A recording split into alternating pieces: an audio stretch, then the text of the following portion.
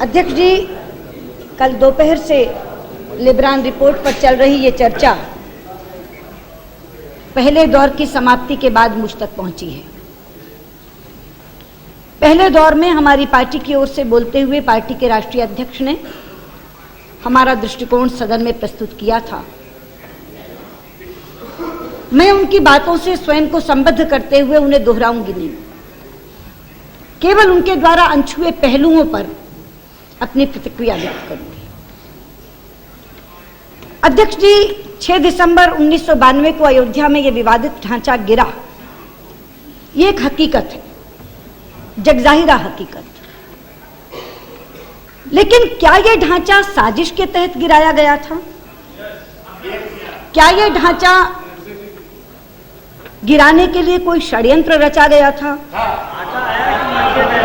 क्या कोई पूर्व योजना बनी थी? इस बार पे शांत है, शांत है। नियम बताइए, व्यवस्था का नियम बताइए। आप क्यों खड़े हो गए? अब बैठिए। नियम बताइए, नियम बताइए कौन सा नियम, कौन सा है? नियम नहीं है कोई, तो व्यवस्था कोई नियम बताइए, किस नियम के तहत व्यवस्था? अभी तो मैंने कुछ बोला ही नहीं। हाँ, आप बताइए। कृपया बैठ जाइए, कृपया बैठ जाइए। हाँ, अभी तो मैंने क्या कृपया बैठ जाइए, कृपया बैठ जाइए।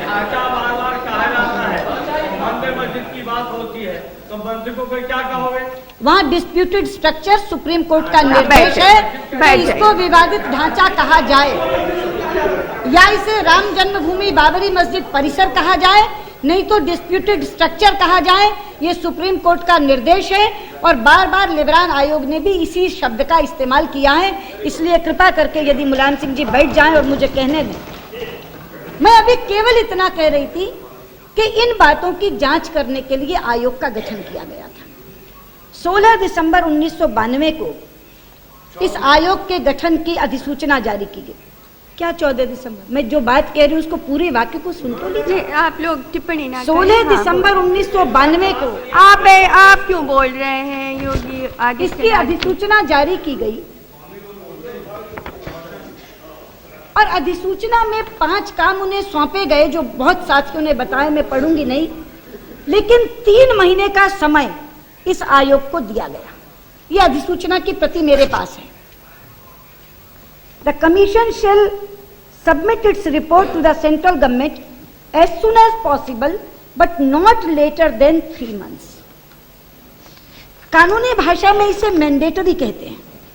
यहाँ चिदम्बरम जी बैठे हैं। भाषा यह भी हो सकती थी, the commission will submit its report with in 3 months। अगर यह कहा जाता कि 3 महीने के भीतर दी जाए तो समयावधि बढ़ाने की गुंजाइश बनी रहती है। लेकिन अगर भाषा ये बन जाए नॉट लेटर देन 3 months, यानी किसी भी कीमत में 3 महीने से ज्यादा देर न की जाए और इसकी रिपोर्ट दे दी जाए, ये मैंडेटरी होता है। लेकिन 3 महीने की जगह 17 वर्ष लगे, 48 बार समयावधि बढ़ाई गई। 48। आप बीच में मत बोलिए। एनडीए ने जो बढ़ाया वो एनडीए की मजबूरी थी, क्योंकि एनडीए अगर इसको खत्म करता, अगर एनडीए इस आयोग को खत्म करता, सुषमा जी, तो हम पर ये आरोप लगता। सुषमा जी, आप इधर देख के बोलिए, please address the chair, please और प्रतिक्रिया मत करिए। मैं केवल एक आपसे यहाँ दरख्वास्त करना चाहूंगी कि मेरा समय निर्धारित 34 मिनट है, लेकिन अगर इस तरह से बेवजह कोई बात मैं ऐसी नहीं कर रही हूँ, अगर बेवजह इस तरह की रोका टोकी होगी तो कम से कम आप जोड़ती जाइए, टिप्पणी मत। इतना संरक्षण आपसे चाहूंगी। समय बढ़ाने की बात नहीं करती, मगर कम से कम वो समय जोड़ती जाइए तो मुलायम सिंह जी, ओवैसी जी बेवजह खड़े होकर के ले। अभी मैंने कहा क्या है? ठीक है, मैं कह रही हूँ कि 3 महीने से ज्यादा इसकी अवधि न बढ़ाई जाएगी, अधिसूचना में लिखा था। लेकिन 17 साल में जी, अब आप लोग टीका टिप्पणी ना करें कृपया। 48 बार समयावधि बढ़ाई गई, 8 करोड़ खर्च हुए और दुर्भाग्य की बात यह है कि आज हम वहीं खड़े हैं इस रिपोर्ट के बाद जहां 6 दिसंबर 1992 को खड़े थे। ये तो सबको मालूम है, ढांचा गिरा था। लेकिन हम पहले दिन से कह रहे थे कि इसके लिए कोई षड्यंत्र नहीं रचा गया, इसके लिए कोई पूर्व योजना नहीं बनी। अगर सत्य इसके विपरीत था तो आयोग से ये अपेक्षा थी कि वो उस सत्य को उद्घाटित करे, और आयोग से ये अपेक्षा थी कि वो सबूतों के साथ सच्चाई जनता के सामने पेश करे।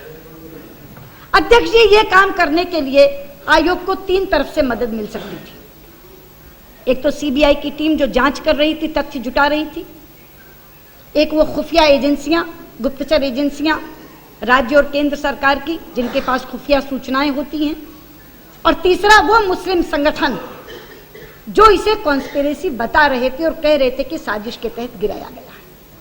उन तीनों के बारे में लिबरान आयोग की जो रिपोर्ट में टिप्पणी की गई है, मैं आपको पढ़ के सुनाना चाहती हूँ। सीबीआई के बारे में लिबरान क्या कहते हैं? A sincere endeavor has been made to lay the bare facts before the people. The team consisting of officers drawn from the CBI made an effort to find out the facts and collecting evidence in support of the facts, but they have not come to any conclusion relating to them.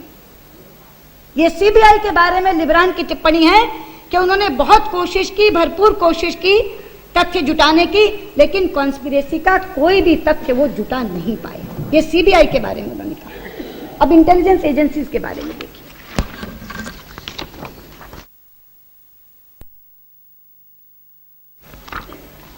Given the scope of the inquiry, the commission was heavily dependent upon the cooperation of the state government, the central government and private individuals. The state and central intelligence agencies were both over-optimistic in their assessments and guilty of gross failure. Or in the alternative, they withheld crucial records and analysis from the commission. अब वो जो कह रहे हैं कि उन्होंने withhold किया, उनके पास कुछ था ही नहीं तो वो देते क्या? तो इंटेलिजेंस एजेंसीज के बारे में लिबरान कमीशन का ये कहना है। अब मैं मुस्लिम संगठनों की बात करती हूँ।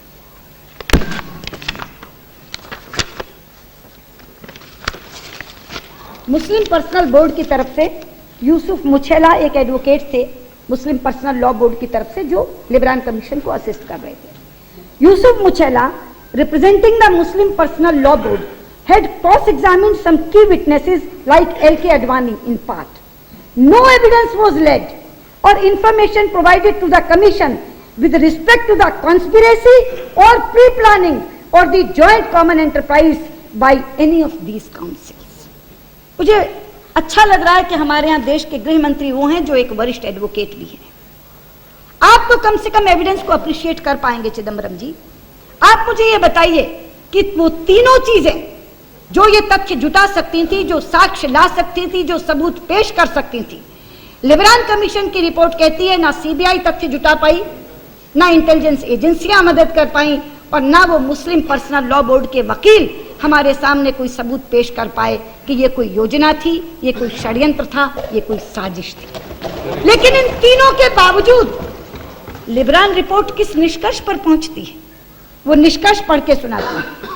The utilization of such huge monies is a categorical pointer to the planning and pre-planning carried out for the entire process of the movement, commencing with mobilization onwards right up till the very demolition itself. ये कैसा appreciation of evidence है? कोई तथ्य नहीं, कोई साक्ष्य नहीं, कोई सबूत नहीं, लेकिन चूंकि पैसा, वो भी वो कह रहे हैं कि पैसे का यूटिलाइजेशन हुआ, ये अपने आप में पॉइंटर है कि प्री प्लानिंग थी, कॉन्स्पिरेसी थी, और केवल मूवमेंट की नहीं, डिमोलिशन तक की। जिस समय ये रिपोर्ट आई थी तो मैंने प्राथमिक टिप्पणी की थी that findings of this report are perverse, ill-founded and against the evidence placed before the commission. यानी इस रिपोर्ट के निष्कर्ष विकृत हैं, इस रिपोर्ट के निष्कर्ष निराधार हैं, और इस रिपोर्ट के निष्कर्ष उपलब्ध सबूतों के विपरीत हैं। ये पहला तर्क मैंने रखा है उस बात को पुष्ट करने के लिए जो मेरी प्राथमिक टिप्पणी थी। तब तक मैंने केवल सरसरी पढ़ी थी रिपोर्ट, तब तक मैंने पूरी की पूरी रिपोर्ट नहीं पढ़ी थी, लेकिन जैसे मैं पन्ना दर पन्ना पढ़ती गई हूं, मेरी ये धारणा पुष्ट होती गई है। दूसरी बात अब आपके सामने रखना चाहती हूं अपने उसी तर्क को पुष्ट करने के लिए। अध्यक्ष जी, इस पूरी रिपोर्ट में उस समय की केंद्र सरकार पर बहुत तल्ख टिप्पणियां की गई हैं, बहुत तल्ख टिप्पणियां, पहले भी और बाद में भी। मैं एक आपको टिप्पणी इसमें पढ़ के सुनाती हूं। The central government was crippled, ये उस सेंट्रल गवर्नमेंट की बात है जिस समय नरसिम्हा राव जी प्रधानमंत्री थे। The central government was crippled by the failure of the intelligence agencies to provide an analysis of the situation. It stayed its hand deferring to the Honorable Supreme Court, which had taken up the matter and was dealing with it by giving appropriate directions. यहाँ justice Libran कह रहे हैं कि उस समय की केंद्र सरकार अपाहिज हो गई थी, वो सारे मसले को सुप्रीम कोर्ट को सौंपकर हाथ पर हाथ धरे बैठी थी। ये एक टिप्पणी है। दूसरी टिप्पणी जो मैं पढ़ना चाहती थी वो पिनाकी मिश्रा जी ने पढ़ दी है, इसलिए मैं सदन का समय नहीं लेना चाहती, जिसमें उन्होंने कहा कि केंद्र सरकार ने कोई सहयोग ही नहीं किया। मैं पूछना चाहती हूं, आप जिस केंद्र सरकार को अपाहिज बता रहे हैं, असहयोगी बता रहे हैं, उस केंद्र सरकार के मुखिया कौन थे? स्वर्गीय श्री पीवी नरसिम्हा राव। कमीशन ने उनको तलब किया था, कमीशन के काउंसिल ने उनसे सवाल जवाब किए थे, पीवी नरसिम्हा राव के खिलाफ गवाहियां आई थी और एक गवाह इस सदन में मौजूद बैठे हैं, श्री मुलायम सिंह यादव, एफिडेविट दिया था जिसमें गवाही दी थी। लेकिन पूरी के पूरी रिपोर्ट में एक शब्द भी प्रतिकूल टिप्पणी का नरसिम्हा राव के खिलाफ नहीं है। एक शब्द, एक जगह नाम आता है उनका, वो भी धन्यवाद देने के लिए कि मैं धन्यवाद देता हूं कि श्री नरसिम्हा राव मेरे सामने पेश हुए। बाकी एक भी टिप्पणी उनके खिलाफ नहीं। मगर इसके विपरीत श्री अटल बिहारी वाजपेयी, जिन्हें कभी कमीशन ने तलब नहीं किया, तलब करने की जरूरत नहीं समझी, जिनसे किसी ने सवाल जवाब नहीं किए, जिनके खिलाफ एक भी गवाही, not an iota of evidence was placed before the commission, उनके खिलाफ 22 जगह उनका नाम लिया, उनका नाम अपराधियों की सूची में डाला, दोज हु आर कैपेबल, और अपराध भी क्या मढ़ा उनके माथे? सांप्रदायिक सौहार्द, देश में सांप्रदायिक सौहार्द बिगाड़ने का। कल राजनाथ जी ने 8B के नोटिस की बात की थी, तो जब सलमान खुर्शीद साहब बोल रहे थे तो वो कह रहे थे अब 8B के पीछे छिपने की बात क्यों कर रहे हो?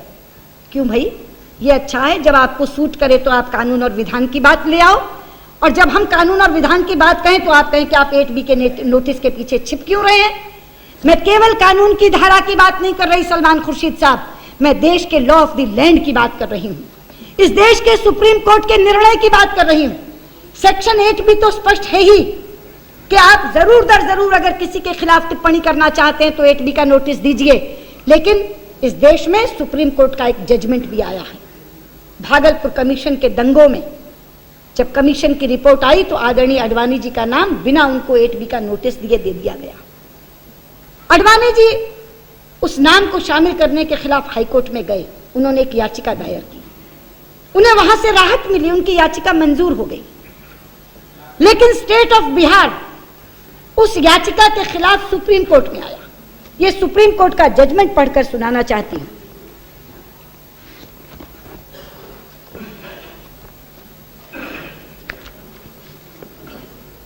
It is thus incumbent upon the commission, Chidambaram साहब जरा ध्यान से सुनेंगे, आप बहुत अच्छे से जजमेंट्स को अप्रिशिएट कर सकते हैं।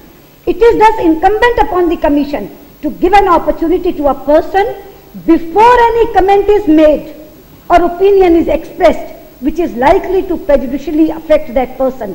Needless to emphasize that failure to comply with the principles of natural justice renders the action non-est as well as the consequences thereof.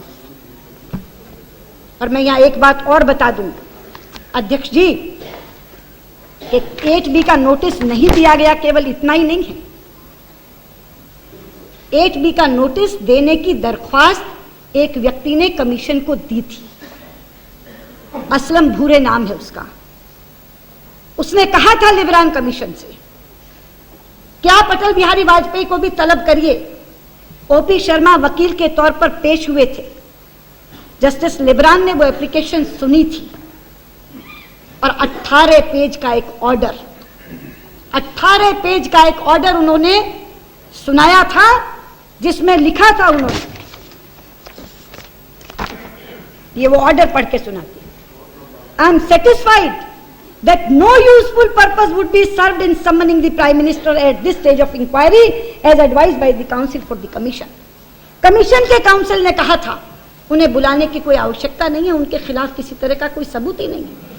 तो सलमान खुर्शीद साहब, मैं कहना चाहती हूँ, ये नहीं कि 8B का नोटिस दिया नहीं गया, 8B के नोटिस की एप्लीकेशन खारिज करी जस्टिस लिब्रान ने, और उन्होंने कहा कि उनको बुलाने की कोई जरूरत नहीं है, और आप हमें कहते हैं कि आप 8B के नोटिस के पीछे छिप क्यों रहे हैं। और ये विकृति केवल वहीं तक नहीं रही अध्यक्ष जी, ये विकृति बाद में रिपोर्ट के आने के बाद भी जारी रही। 24 तारीख को ये रिपोर्ट सदन में पेश हुई। 24 तारीख को ही टाइम्स ऑफ इंडिया के एक कॉरेस्पॉन्डेंट ने जस्टिस लिब्रान से बात की और उन्होंने उनसे पूछा कि अटल जी को बिना सम्मन किए आपने उनके खिलाफ टिप्पणी कैसे कर दी। तो सुनिए, मैं पढ़ के सुनाती हूं जस्टिस लिब्रान ने क्या कहा। Asked how he could have indicted Vajpayee, who was never summoned to appear before the commission in breach of section 8B of the Commission of Inquiry Act 1952, Justice Libran told Times of India from Chandigarh that he never indicted the former PM. On quote, please read the report in its context and show me a single reference to Vajpayee which can be construed as an indictment, Justice Libran said, pleading that no irresponsible reference be manufactured from his report. No irresponsible reference should be manufactured from his report. ये उनका दिया गया interview है 25 तारीख का। 25 को छपा, 24 को ही शाम को दिया था। लेकिन 4 दिन के बाद जस्टिस लिब्रान बदलते हैं और हिंदू को एक इंटरव्यू देते हैं, और क्या कहते हैं उस इंटरव्यू में। Speaking to this correspondent from his Chandigarh home, Justice Libran said, the commission issued notice to the BJP and many of its leaders were examined as witness. He said, on quote, nobody can dispute that Mr. Vajpayee is a tall leader in that party, which is a legal entity. Just like a managing director is responsible for the misdeeds of a company, a leader is equally responsible for the misdeeds of a party.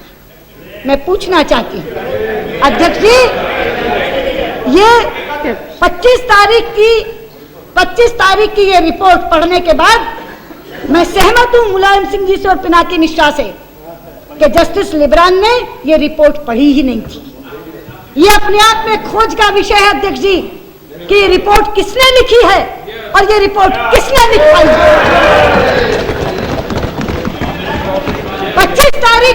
25 तारीख के times of India में justice Libran कहते हैं मेरी पूरी report में कहीं अटल जी का नाम तो दिखाओ।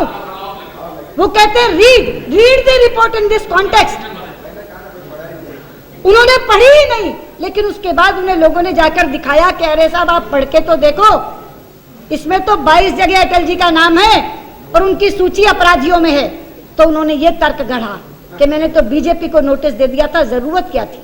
एक कंपनी का मैनेजिंग डायरेक्टर रिस्पॉन्सिबल होता है, उसी तरह से वो रिस्पॉन्सिबल। मैं पूछना चाहती हूँ अध्यक्ष जी, अगर इस कंपनी के मैनेजिंग डायरेक्टर रिस्पॉन्सिबल हैं तो वो कंपनी जो उस समय शासन कर रही थी उसके मैनेजिंग डायरेक्टर बरी कैसे हो सकते हैं। उनके मैनेजिंग डायरेक्टर पाक और साफ घोषित कर दिए जाएं, उन्हें सारी जिम्मेदारियों से बरी कर दिया जाए। और ये एक संयोग है, ये एक संयोग है अध्यक्ष जी कि उस समय की उस कंपनी के एक डायरेक्टर आज इस कंपनी के मैनेजिंग डायरेक्टर बनकर बैठे।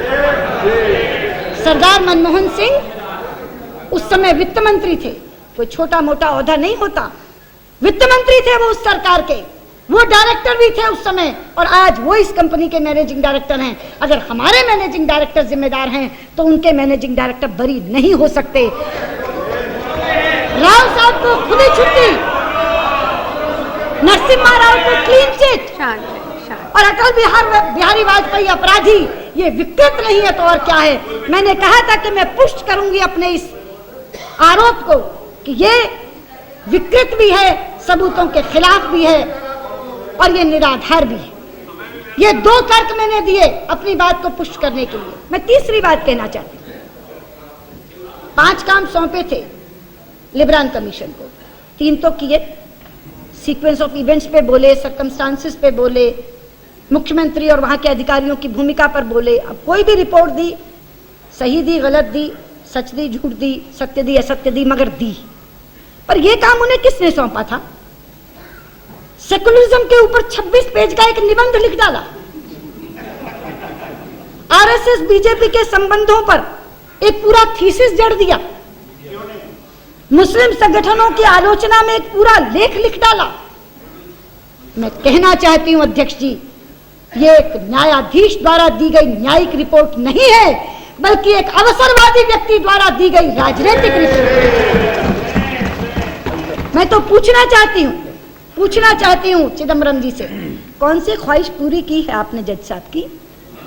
विश लिस्ट बहुत लंबी थी, बहुत लंबी विश लिस्ट थी, मुझे जानकारी है।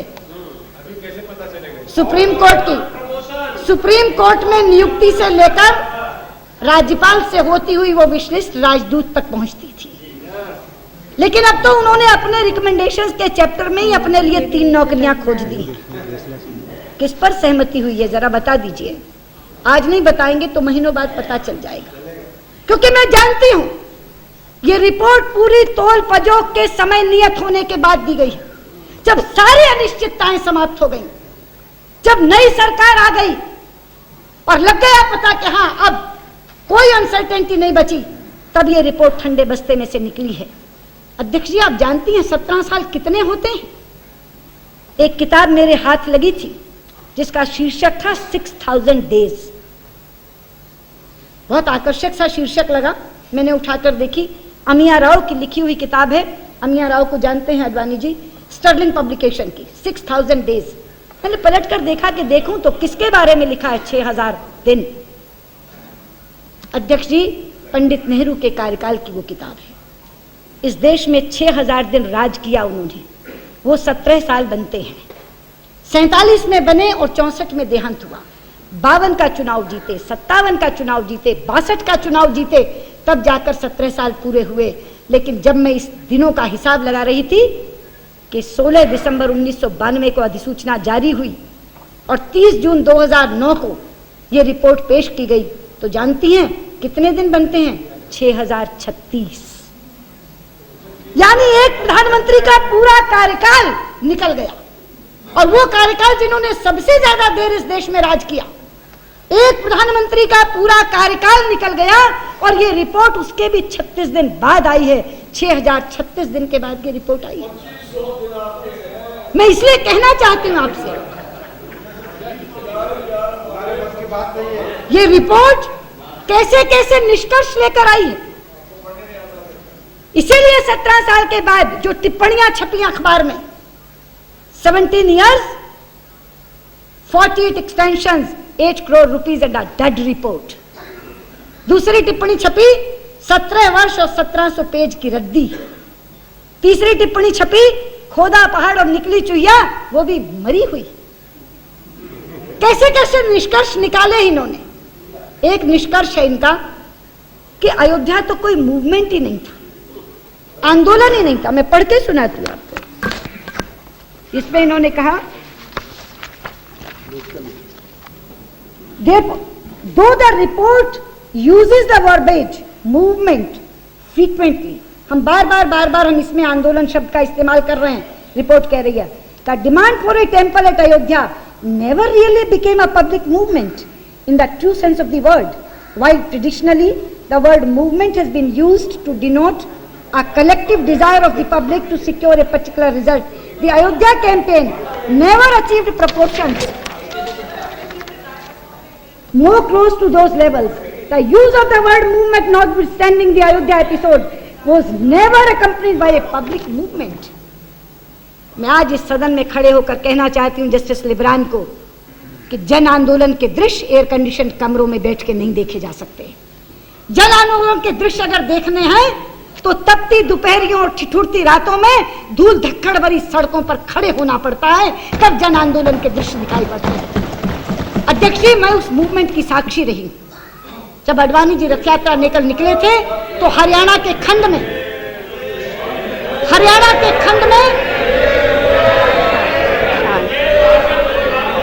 शांत रहिए। आप क्यों बोल रहे हैं? मदन लाल शर्मा जी, आप बैठ जाइए। कि शर्म करो।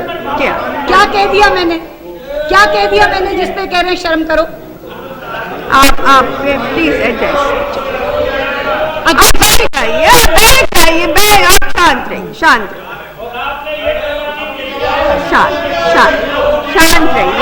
रहिए।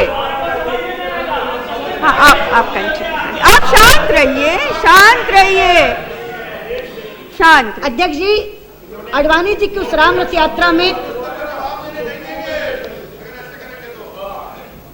उस राम रथ यात्रा के हरियाणा खंड में मैं उनके साथ थी। वो दृश्य आज तक मेरी आंखों में जस के तस जिंदा है। महिलाएं हाथ में आरती की थाली लेकर आती थी, रथ के सामने खड़े होकर बोनट पर स्वास्तिक बनाती थी। रथ की आरती उतारने के बाद उसके पहियों की धूल अपने माथे से लगाकर अपने आप को धन्य समझा करती थी। वो दृश्य देखे हैं मैंने, वो कहानियां,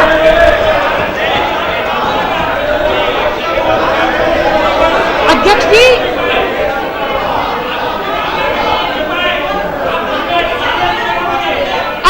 कार सेवकों की वो कहानियां, कार सेवकों की वो कहानियां अभी तक मेरे कानों में गूंजती हैं। जब मुलायम सिंह जी ने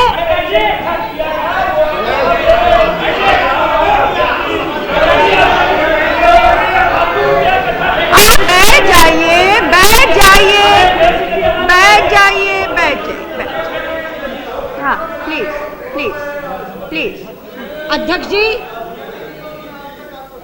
जब मुलायम सिंह जी ने अयोध्या पहुंचने पर प्रतिबंध लगा दिया था और ये ऐलान किया था कि वहां एक परिंदा भी पर नहीं मार सकता, उस समय तमाम कार सेवक वाहन छोड़कर पगडंडियों के रास्ते गांवों से होते हुए अयोध्या जा रहे थे।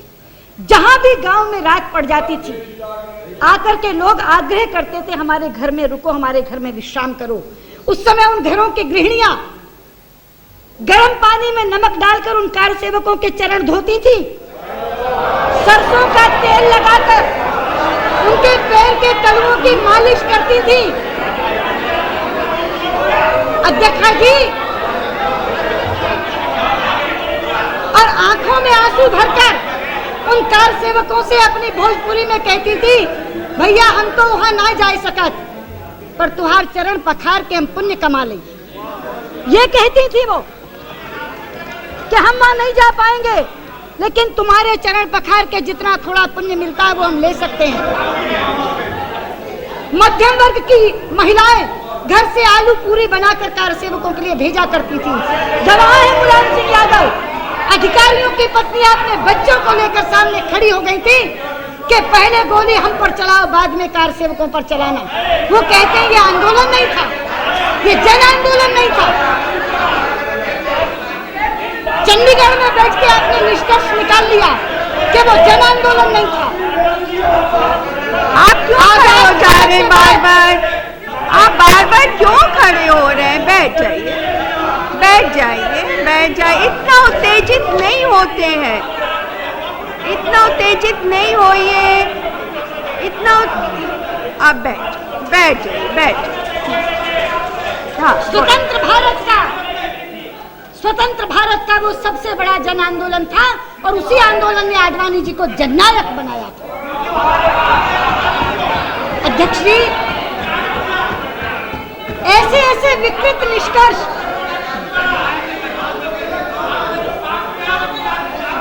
ऐसे ऐसे विकृत निष्कर्ष इस रिपोर्ट ने निकाले हैं, आप हैरान होंगी। एक जगह मैं पढ़कर आश्चर्यचकित रह गई। यहाँ कहा गया कि दीनदयाल उपाध्याय जी 2 राष्ट्र के सिद्धांत को मानने वाले थे और कोट किया है उन्हें, मैं पढ़कर सुनाती हूँ। चैप्टर 8 में पेज 566 में पैरा 85.14 में Deendayal Upadhyay had stated that on, quote है ये इन्वर्टेड कॉमास में, the problem of India is not intercaste, it is international. If peace is to reign here, the major communities must be given their own separate channels of land.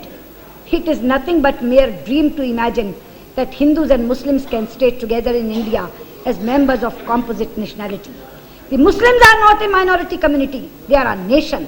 They must have their own independent land and their own state. ये दीनदयाल जी ने कहा। जब हमने ये पढ़ा तो हमको लगा कि ये तो मोहम्मद अली जिन्ना का बहुचर्चित कोट है, ये कहां से दीनदयाल जी के मुंह में डाल दिया। फिर हमने सोर्स देखा, फिर हमने कहा कि ये आया कहां से। अध्यक्ष जी, अगर ये बोलने नहीं दे रहे, मैं क्या कह रही हूँ? अब रहिए, आप क्यों बार बार हो जा रहे खड़े? मदन लाल शर्मा जी, मदन लाल शर्मा जी, अब बैठिए, और आप भी बैठिए और शांत रहिए। जी बोलिए। अध्यक्षा जी, या तो मैं कोई ऐसी बात कह रही हूँ जिससे ये प्रवोक हूँ। आप बोलिए। आप मैं रिपोर्ट में दीनदयाल जी के नाम पर गढ़ा गया एक कोट पढ़कर सुना रही हूँ कि ये बात कहा कि ये दीनदयाल जी ने ऐसा कहा था, लेकिन चूंकि ये मोहम्मद अली जिन्ना का बहुत पॉपुलर कोट है तो हमको लगा भाई ये आया कहाँ से, तो हमने इसी रिपोर्ट में सोर्स देखा। तो सोर्स है Pandit Deendayal Upadhyay, ideology and perception, part 5, concept of Hindu Rashtra. तो हमने कहा भी ये कौन सी किताबें, निकालो तो सही। हम लोगों ने कभी ये किताब देखी नहीं, तो दीनदयाल शोध संस्थान में फोन किया कि ऐसी कोई किताब है, तो उन्होंने कहा किताब तो है। तो हमने कहा किताबें तो जरा भेजो हमारे पास। उन्होंने कहा क्यों चाहिए। हमने कहा कि ये कहा है जस्टिस लेब्रान ने कि दीनदयाल जी ने ये बात कही थी। तो वो किताब का ये कोट जो था, पूरे के पूरे किताब का वो पन्ना फोटोकॉपी करके लेकर आए। अब ये किताब है Pandit Deendayal Upadhyay, ideology and perception. अगर किताब अगर चाहिए ना, किताब तो जाकर के पढ़ लेना जिसने से दिया। Pandit Deendayal Upadhyay, ideology and perception, part 5। इसका नाम है concept of the Rashtra, concept of the Hindu Rashtra में। ये ट्रांसलेट की है यशवंत राव केलकर ने। अब मैं आप क्यों बोल रहे हैं? आप क्यों बोल रहे हैं? आपकी बारी आएगी, आप बोलिएगा। अभी उनकी बारी, उनके सुनिए। आप बैठ जाइए, आप बैठ जाइए, आप बैठ तो नहीं बोले ना, आप बैठ जाइए। आप ये मैं बता रही हूँ अध्यक्ष जी। अब ये किताब है जिसको उन्होंने कोट किया है। उसमें वो ये कहते हैं, Jinnah advocated the theory that the Hindu and Muslims are two separate nations with propagandist zeal. He said, means Jinnah said on quote the same things. The problem of India is not interstate, it is international. If peace is to reign here, the major communities must be given their own separate chunks of land. It is nothing but a mere dream to imagine that the Hindus and the Muslims can stay together in India as members of a composite nationality. The Muslims are not a minority community, they are a nation. They must have their own independent land and their own state. जिन्ना का coat inverted commas में दीनदयाल जी के मुंह में डाल दिया। तो इतनी विकृतियां, हम लोग हैरान रह गए क्योंकि हम ये पूरी की पूरी रिपोर्ट पढ़ रहे थे। तो हमको लगा ये दीनदयाल जी ने कब कहा, दीनदयाल जी की सोच ऐसी कब हो गई।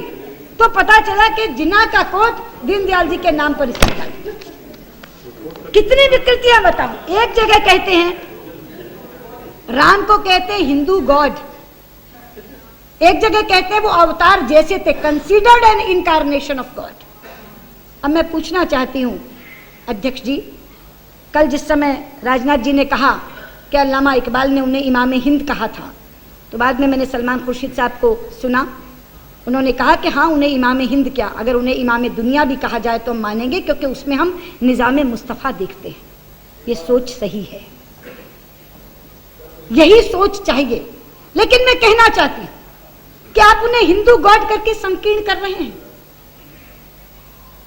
अगर इस्लाम को मानने वाले अल्लामा इकबाल उन्हें इमाम हिंद कहते हैं, तो गुरु ग्रंथ साहब में 2533 बार राम का नाम आता है। 2533। बैठे अजनाला साहब।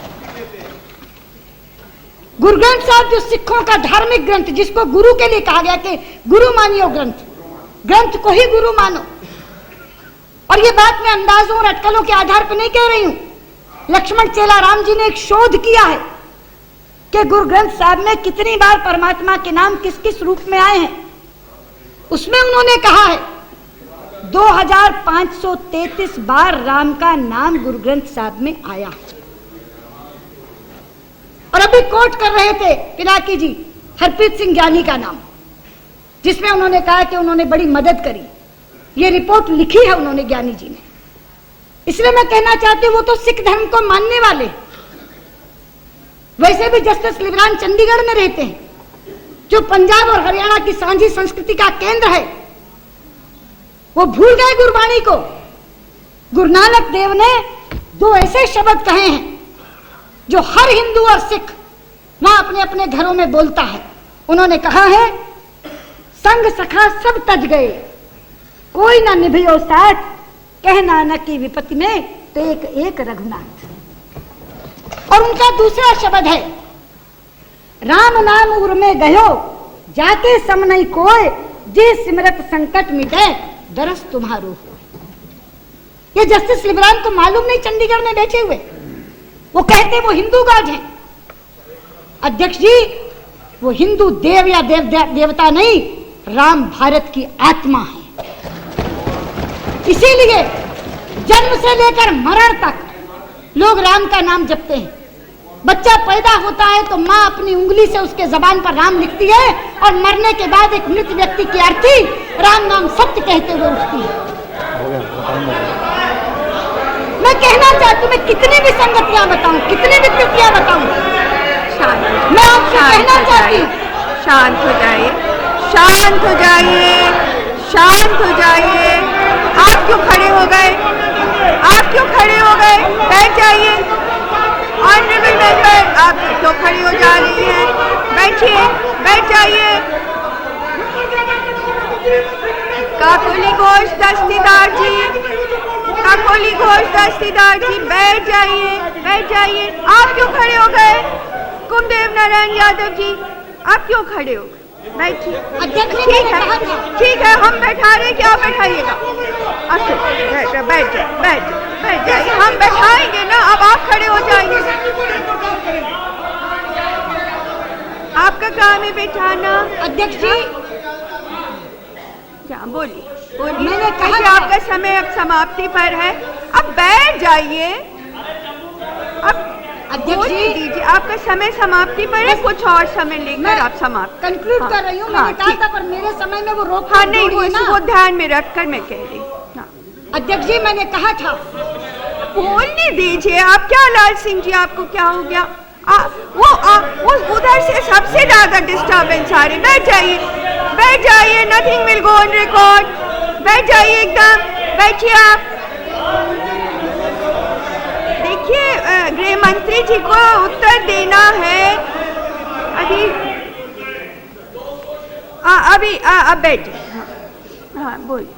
अध्यक्ष जी, मैंने कहा था कि ये एक न्यायिक रिपोर्ट नहीं, विसंगतियों की भरमार है ये रिपोर्ट, विकृतियों का पुलिंदा है ये रिपोर्ट, पूर्वाग्रह से ग्रस्त है ये रिपोर्ट और सांप्रदायिक दुर्भावना का दस्तावेज है ये रिपोर्ट। मैं आपसे कहना चाहती हूँ, मुस्लिम संगठनों पर जो एक अध्याय लिखा है उसमें आप पढ़िए, एक एक शब्द में से सांप्रदायिकता की गंध आती है। या ओवैसी साहब खड़े हो रहे थे, मैं कहना चाहती हूँ, पढ़िए आपने ये रिपोर्ट। सारे हिंदू संगठनों को उन्मादी और तमाम मुस्लिम संस्थाओं को नाकारा बताते हुए एक दूसरे के सामने खड़े होने की बात की है।